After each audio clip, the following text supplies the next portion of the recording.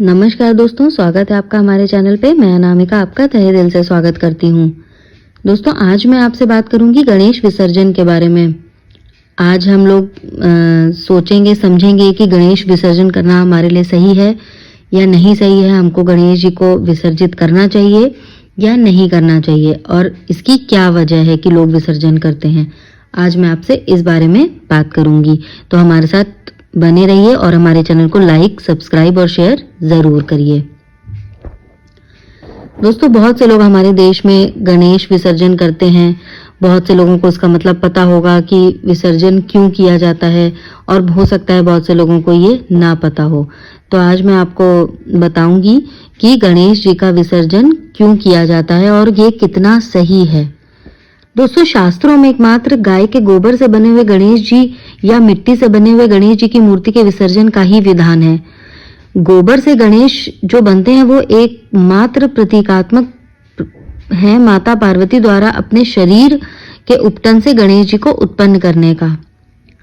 क्योंकि गाय का गोबर हमारे शास्त्रों में पवित्र माना गया है, इसलिए गणेश जी का आवाहन गोबर की प्रतिमा बनाकर ही किया जाता है। इसलिए एक शब्द भी प्रचलन में चल पड़ा है, गोबर गणेश। इसलिए पूजा, यज्ञ, हवन इत्यादि करते समय गोबर के गणेश का ही विधान है दोस्तों, जिसको बाद में नदी या पवित्र सरोवर या जलाशय में प्रवाहित करने का विधान बना दिया गया। अब आइए ये हम लोग जानते हैं कि गणेश जी के विसर्जन का आखिर कारण क्या है, क्यों विसर्जन किया जाता है। तो इसकी एक पुरानी शास्त्रों में ये कहा गया है कि भगवान वेद व्यास ने जब शास्त्रों की रचना प्रारंभ की तो भगवान ने प्रेरणा कर प्रथम पूज्य बुद्धि निधान श्री गणेश जी को वेद व्यास जी की सहायता के लिए गणेश चतुर्थी के दिन भेजा। वेद व्यास जी ने गणेश जी का आदर सत्कार किया और उन्हें एक आसन पर स्थापित एवं विराजमान किया। जैसा कि आज लोग गणेश चतुर्थी के दिन गणपति की प्रतिमा को अपने घर लाते हैं और स्थापित करते हैं, ठीक उसी तरह वेद व्यास जी ने इस दिन महाभारत की रचना प्रारंभ की या उसका श्री गणेश किया। वेद व्यास जी बोलते जाते थे और गणेश जी उसको लिपिबद्ध करते जाते थे। लगातार 10 दिन तक लिखने के बाद अनंत चतुर्दशी के दिन इसका उपसंहार हुआ। भगवान की लीलाओं और गीता के रस पान करते करते गणेश जी को अष्ट सात्विक भाव का आवेग हो चला था, जिससे उनका पूरा शरीर गर्म हो गया था और गणेश जी अपनी स्थिति में ही नहीं थे।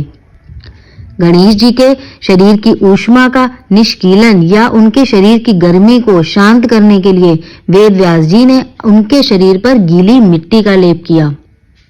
इसके बाद उन्होंने गणेश जी को जलाशय में स्नान करवाया, जिसे ही विसर्जन का नाम दिया गया।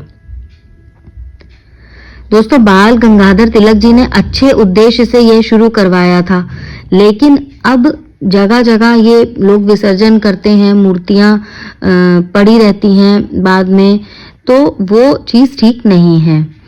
गणेश जी को घर में लाने तक तो बहुत अच्छा है, परंतु विसर्जन के दिन उनकी प्रतिमा के साथ ठीक नहीं होता है। वो नदी में आप प्रवाहित करते हैं, उसके बाद वो टूट फूट जाती है और इस तरह से अलग उनके अंग हो जाते हैं और वो पड़े रहते हैं। वो असहनीय स्थिति बन जाती है। तो आजकल जो लोग गणेश जी की प्रतिमा गोबर की नहीं बनाते हैं, तो मेरी उनसे विनती है कि वो प्लीज गोबर के गणेश जी बनाएं या फिर मिट्टी से गणेश जी बनाएं और उनको प्रवाह करें, और ज्यादा बड़े गणेश जी ना बनाएं। तो दोस्तों, आप विचार करके एक बार देखिएगा कि क्या ये गणेश चतुर्थी या अनंत चतुर्दशी को गणेश जी का विसर्जन है, ये ठीक है कि नहीं है। मुझे नहीं ठीक लगता है। आप करिए, अगर आपको लगता है कि आप बहुत सालों से करते चले आए हैं तो आप करिए, लेकिन प्लीज आप मिट्टी के या गोबर के गणेश जी बना करके उनका विसर्जन करिए और छोटे बनाइए। वेद व्यास जी का तो कारण था विसर्जन करने का कि वो गणेश जी से उन्होंने इतना लिखवाया कि उनके अंदर इतनी ऊष्मा बन गई, लेकिन हम लोगों ने तो ऐसा कुछ नहीं किया ना। हम लोग क्यों ये करें? हम लोग कैसे गणेश जी के अष्ट सात्विक भाव को शांत कर सकते हैं? हमारी तो इतनी हैसियत ही नहीं है कि हम ये कर पाए। और गोबर गणेश इसीलिए आप बनाइए और मात्र अंगूठे के बराबर बनाइए। और इससे बड़ी, वैसे भी इससे बड़ी प्रतिमा या किसी अन्य पदार्थ से बनी प्रतिमा के विसर्जन का शास्त्रों में निषेध है दोस्तों, नहीं बनाना चाहिए। तो और एक बात और कि गणेश जी का जो विसर्जन है वो बिल्कुल भी शास्त्रीय नहीं है। आप गणेश जी को ले आइए, आप अपने घर में रखिए, बहुत अच्छी बात है। आप जैसा भी करते हैं, कीर्तन, प्रसाद वितरण, आप सब कुछ करिए, वो सब ठीक है। पर गणेश जी आप जो विसर्जित करने जाते हैं वो हो सके तो मत करिए। आप अपने मंदिर की मूर्ति को ही 10 दिन रखिए, उनका उन्हीं को आप 10 दिन उनके आगे दीपक जला करके रखिए और वापस आप उनको 10 दिन बाद मंदिर में बिठा दीजिए। आप ये भी कर सकते हैं। मैं अपने घर में यही करती हूँ कि मैं जो मंदिर में मेरे गणेश जी अपने घर के मंदिर में बैठे हुए हैं, मैं उन्हें 10 दिन बिठाती हूँ, उनके आगे 10 दिन या 7 दिन जितना भी है मैं जोत जला के रखती हूँ और फिर उसके बाद में उनको वापस मंदिर में बिठा देती हूँ। आप ये भी कर सकते हैं। और अगर आपको लगता है कि नहीं आपको विसर्जन ही करना है तो आप छोटे से मिट्टी के गणेश जी बना लीजिए, उनको विसर्जित कर दीजिए या फिर अपने घर के गमले में किसी पौधे में आप उनको रख दीजिए। जब आप पानी डालेंगे तो वो धीरे धीरे धीरे उसी मिट्टी में मिल जाएंगे। या फिर अलग किसी बर्तन में आप पानी डाल करके उसको रख दीजिए, तो वो मिट्टी जब गीली मिट्टी बन जाएंगे तब आप उसको पौधे में डाल दीजिए। तो इस तरह से आप करिए, तो इससे हमारे जो वातावरण है उसमें भी कोई नुकसान नहीं होगा। अब बड़ी बड़ी मूर्तियों को प्रवाहित करने से प्रकृति के वातावरण, जलाशय, जलीय पारिस्थितिकीय तंत्र, भूमि, हवा, मृदा, इन सबको नुकसान पहुंचता है। तो ये किसी भी अंश से इसमें किसी का कोई लाभ नहीं है। तो इसलिए गणेश जी को के विसर्जन को आप या तो आप विसर्जित ना करिए, मंदिर की मूर्ति की पूजा करिए। और अगर आपको लगता है कि हम इतनी प्रख्यात परंपरा कैसे तोड़ दें, तो आप गोबर के गणेश या मिट्टी के गणेश बना करके उनका विसर्जन जिस तरह से मैंने बताया है उस तरह से करिए।